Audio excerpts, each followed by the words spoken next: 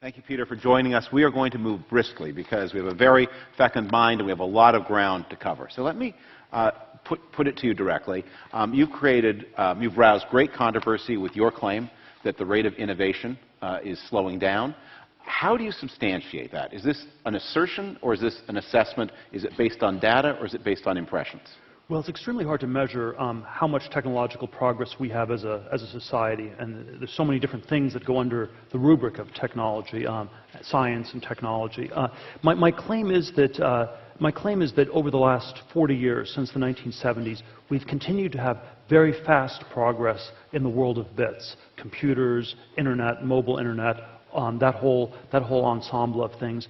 We've had much less progress, I think, in just about everything else. And so a lot of things that people would have called technology in the 50s and 60s, supersonic aviation, space travel, underwater cities, desalination plants to turn deserts into farmland or forests, the green revolution, agriculture, medicine, biotech, where there's been some but not as much progress. A lot of these things are no longer even considered technology today. And so I think we've had this narrow cone of progress. And it is, I think, reflected in a general sense of stagnation in our society, where median wages have not gone up that much in the last 40 years. And so even though, and I think the people in the tech industry, in the science and tech industry, are always super bullish. They're always pumping their companies, their inventions, their research. The venture capitalists are very guilty of this. And so you have to always, I think, discount a little bit of that skew. In your book, 0 to 1, and in your investing life, you're very disdainful of incremental progress. You urge that people should seek big changes. Let me push back on you on that. I mean, in the area of transportation, for example, if you look out the window a road, you see technologies that are conceptually identical to those that you would have seen 100 years ago. The train, the plane, the truck, the motor car, all there. They're the same, except when you look at the costs, the cost of moving goods has dropped by over 90% in the past 100 years. The safety with which we move people the chances of being killed in a car accident are 1/17 of what they were in the 1920s. And humble technologies like the container box may have contributed more to globalization than all of the amazing things you do in Silicon Valley. Karl Marx said that at a certain point, changes in quantity become changes in quality. Can you explain to us why you think those things are less important than the kinds of visionary things you talked about a minute ago? Well, they are. There's certainly there are many of these that have had a cumulative effect of being incredibly valuable. My approach is in many ways a how-to advice book for people who are going to start companies, who are going to found companies. And I think that if you want to start a successful company, you want to do something where you have a monopoly, where you're doing something nobody else in the world is doing it, and where there's a significant difference between what you're doing and what everybody else is doing. And I think software has been characterized by these fairly large breakthroughs, which is why people in software have made so much money. It's not because it's more valuable, it's because the microeconomics of software are very monopoly prone and very lucrative. And I think the very disturbing history of innovation is that most of the inventors and scientists and technologists never made any money. The Wright brothers didn't make money. Tesla made no money in the 19th century. You know, even if we go back to the steam engine and the first industrial revolution, which represented tremendous progress. It was 5 to 10% efficiency gains every year over the course of 7 decades, from 1780 to 1850. Even in 1850, most of the wealth in Britain was still held by the landed aristocracy. The people who started textile factories, it was all competed away. And so I think I think if you want to start a very successful business that makes a big difference, that's the sort of thing to do. Disk drive manufacturing in the 1980s, you could come up with a new disk drive that was better than anybody else's, but then it would in turn be superseded 1.5 or 2 years later. And so over the course of a decade, disk drives became dramatically better. Everybody who started a disk drive company or invested in them lost all their money. And so there are these two very different kinds of narratives at work. So that a wise financial head once said to me, there's all the difference in the world between a great investment and a great company. So when you talk about these concerns of yours, you're talking about them from the point of view of the investor in these technologies, not from the point of view of the business or the consumer. Well, I think it's all of the above. Certainly, I think if we build more breakthrough technology companies, I think that will also be valuable to society. That's one modality of how things progress. You could make a lot of progress through incremental innovation. I would argue that most of that happened in the 19th and first half of the 20th century, and it's been slower in the last 40 years, even in many of these incremental areas. When you talk about this slowdown, what you're really lamenting is the fading of what might be called big engineering schemes, superhighways. You talk in your book about this project that somebody developed to turn San Francisco Bay into a freshwater lake. I was really startled that that was your point of view, because what drove the heyday of big engineering was the heyday of state power. And whether it was the New Deal in the United States or in the Soviet Union or Mussolini's Italy, it was the application of state power on a massive scale that made these things possible.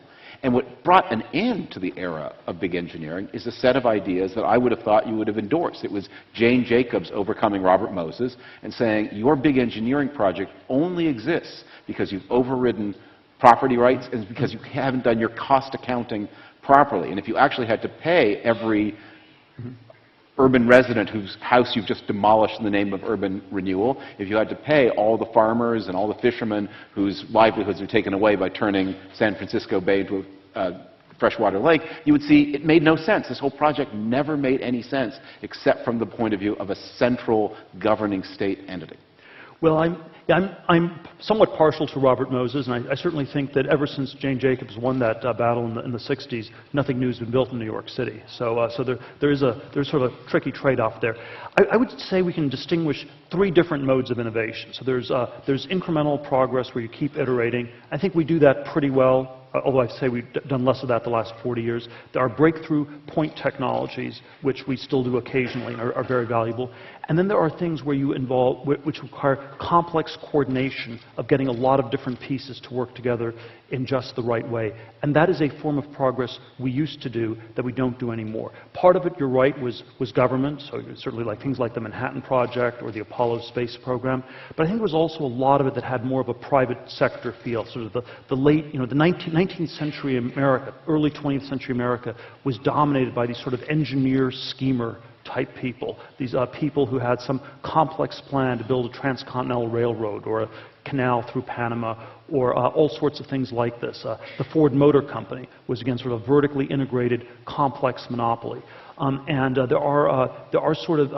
There are interesting companies like that that are being done, but they're notable for their rarity. So if you ask, what did Tesla do that is new, the electric car company, or it was not that they invented any single new thing. It was that they combined a whole bunch of different things together in just the right way to create a dramatically better car.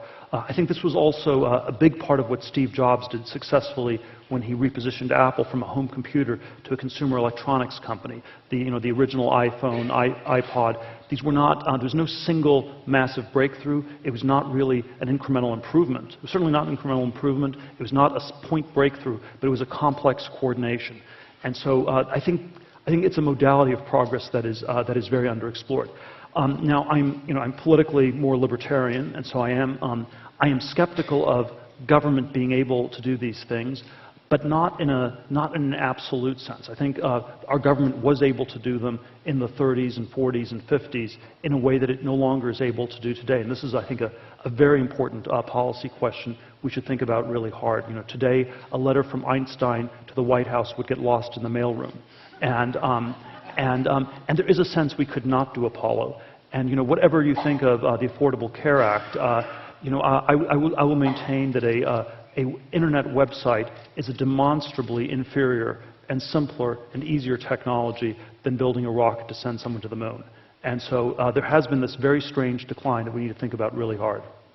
Unlike many in Silicon Valley, you are acutely conscious that the pattern of growth in the recent American economy has left many Americans behind. There was a survey released just this morning by a very solid polling agency that reported that 45% of Americans say that their personal finances have not recovered to where they were before the financial crisis. This is something that preoccupies you. Can you suggest, and maybe I'm putting you too much on the spot, one policy change that might make a difference for the 70, 80, 90% of Americans who are not experiencing the benefits of economic growth? Well, this is a very, you know, there's sort of, I think there's sort of three separate debates in this inequality debate. One is it happening and is it increasing? And I think the answer to that is broadly yes. Then there's a second question, which is why is this happening? Which is a very different question, much harder to question. I think almost all questions that start with the word why are very hard to answer. But I think the answer to that is it's probably very overdetermined, and there's sort of a number of different factors that are leading to it, and they need to be sorted through, you know, very, very carefully. And then I think there's a question, what do you do about it? If I had to answer the why question, I think we tend to put too much of the blame on technology that displaces workers and not enough on the challenges from globalization. So I think the competition from people in China and India has been a much greater source of pressure on the middle class than the replacement by computers. And the simple reason for this is that people Chinese and Indians are much more like Americans than computers. They are natural substitutes, whereas computers are fundamentally complementary and not really substitutes. So I think we tend to scapegoat technology and downplay some of the challenges with globalization. I'm not against globalization. I'm in favor of it, but I think that's where a lot of the challenges come from. In terms of what to do about it from a policy perspective, I think that's quite challenging. But I'm not asking you to solve the whole problem. Just suggest one thing. Well, again, I would say the thing that people experience is the stagnation of not getting ahead. And in places like New York or Silicon Valley, one of the main manifestations of this is the incredibly high cost of housing. So if we could turn affordable housing back into something that was a real thing, rather than just this weird racket that people use to get zoning permits. If you turned affordable housing back into a good thing, that would be very good. So I think it's an interesting question. Why did housing shift from something that was seen as a consumption good, and therefore the cheaper it was, the better, using your earlier point, to something that's seen as an investment, where we're happy if housing prices go up, and we're disturbed if they go down? And I think we should shift our perspective on housing, see it as a consumption good, see it as something you want to produce much more cheaply. I'd be much less restrictive on zoning laws. All these things I would rethink. Well, one thing for which you are, one issue in which you are now joining the fray in a very intense way is your negative feelings about higher education, and you are the holder of a distinguished university degree and legal degree. But I want to get to the bottom to make sure I understand the nature of your critique. Is your complaint that students are studying the wrong things, or is your complaint that they are getting too little value for money? And if the former, because you also are skeptical of the value of humanities degrees, is there a risk here that we're being blinded by paying too much attention to elites? I just looked it up. There are 1.7 million bachelor's degrees, or four-year degrees, conferred in a typical year. And the vast majority of them, of course, are not in the liberal arts. The vast majority of them are at non-selective schools. Single biggest area of degree is a field of business. 365,000 of the 1.7 million are in business or commerce.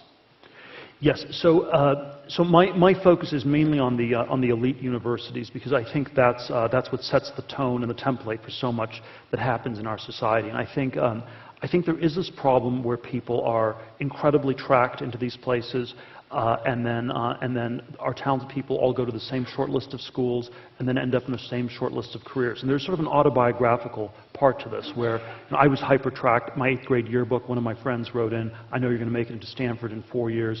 I got into Stanford 4 years later. I got into Stanford Law School. I ended up at a big law firm in New York. From the outside, it was a place where everyone wanted to get in. On the inside, it was a place where everyone wanted to get out. After I left after 7 months and 3 days, one of the people down the hall from me said, I didn't know it was possible to escape from Alcatraz. And the reality was all you had to do was go out the front door and not come back. People could not bring themselves to do that because they were their identities were so wrapped up in these competitions they had won.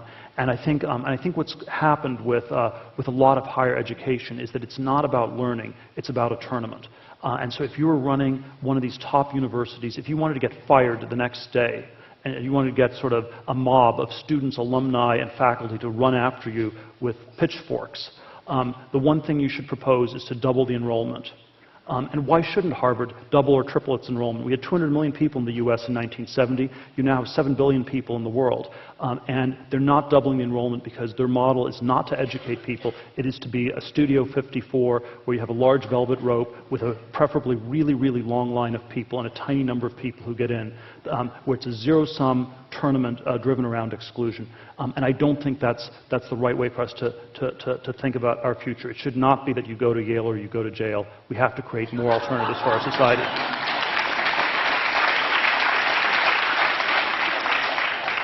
We only have a minute and a half, but I don't want to let you go back past that so quickly. For many Americans, it remains true that a university degree is the pathway to the middle class. We're not talking about the super elite. We're talking about the people, the broad middle who have not done so well. One thing that they can do that makes a difference, now maybe it won't be true if 100% of Americans do it, but so long as 35% of Americans do it, completing that 4-year degree for the 1.7 million people who do it a year, that makes a huge difference. Are you really telling them don't? Are you telling them don't study English? Well, I don't want to talk to those. You're telling them don't borrow. Well, I don't want to talk about those people because if they fall through the cracks, they're really in trouble. That's why I'm focused on students at elite colleges, because it's much less risky for them to try some other things. I do think we have very tricky questions. Why is it that there is no safety net? Why is it that you have to get these degrees to get ahead? And I think you have all these questions about. I do think you have all these very tricky questions about how much of it is causal versus correlated. So, does the degree, is that what gives you the advantage, or is it the signaling or the selection? And so, if you're able to get into a 4-year college, if you're able to complete it, that selects for somewhat more talented people, and it signals to people that you're disciplined enough to sort of plow through this. It doesn't necessarily mean that you've learned something. And so I do think the amount that's being spent on it is very disproportionate. And there are many cases where things go wrong. About 40% of the people who start 4-year colleges don't finish them. They still end up with lots of student debt. And if you start a 4-year college and don't finish it, you're probably worse off than if you didn't even start because of the enormous student debt problem. It's very different from, when I talk to people who are sort of in their 50s and 60s about it, they always think I'm really crazy because they went to college at a time when it gave you a tremendous advantage. You didn't leave with a lot of debt. I think when you talk to people in their 20s, they still feel like they have to go to college. They can't imagine doing anything else. There's this failure of the imagination. But there are some really serious downsides with the debt you start with. And it's not a good place to start life with $100,000, start your career with $100,000 in debt. The bankruptcy laws in this country were rewritten in 2005. You cannot get out of college debt, even if you go personally bankrupt. It attaches to you for the rest of your life, and you will just, garnish your Social Security checks to pay it off in your 60s and 70s. We are in debt to the clock. We are over time. Peter Thiel, thank you. Thank you all for your attention.